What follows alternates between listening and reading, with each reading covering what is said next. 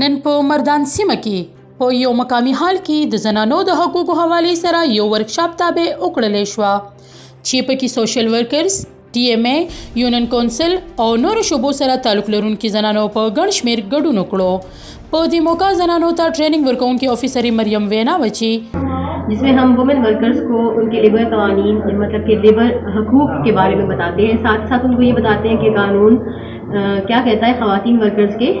हक़ के बारे में। इन तमाम प्रोग्राम के पीछे जो मकसद है वो ये है कि हम अपने साथ मीडिया के लोगों को भी इन्वॉल्व करके उनको इस चीज़ के बारे में अवेयरनेस दे सकें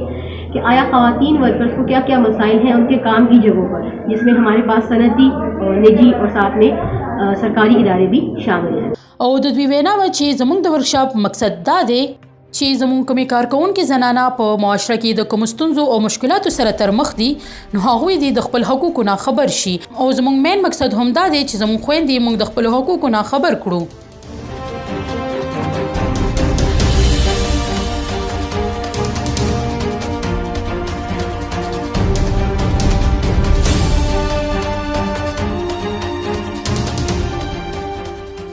د دې ورکشاپ نه ماته ډېره زده کړه وشوله ځکه چې دې کې موږ ته هغه ډپارټمنټس وښول چې کوم موږ ته پته نه وه چې مطلب اوس څنګه چې هغوی خبره وکړه د لیبر ډپارټمنټ چې دې کې موږ ته داسې څه مسایل راشي فیکټري ورکرز دي خاص کر کې فیمیل ته چې څه مسایل راشي نو هغه به تاسو به لیبر ډپارټمنټ ته ځئ د هغې بیا یو اپلیکیشن هغه موږ زده کړو د هغې طریقې کار زده کړو چې لکه دې کې به څنګه موږ اپلیکیشن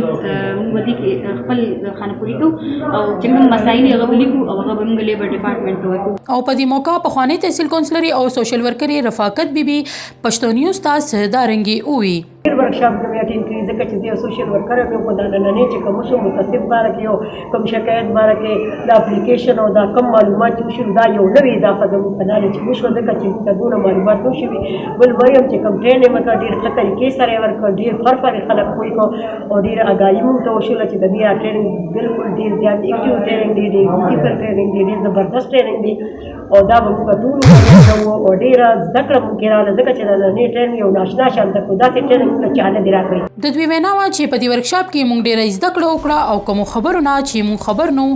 د هغې نه پکې خبر شو او د ټریننګ ورکوونکي افیسر مریم یې شکریه هم ادا کړه.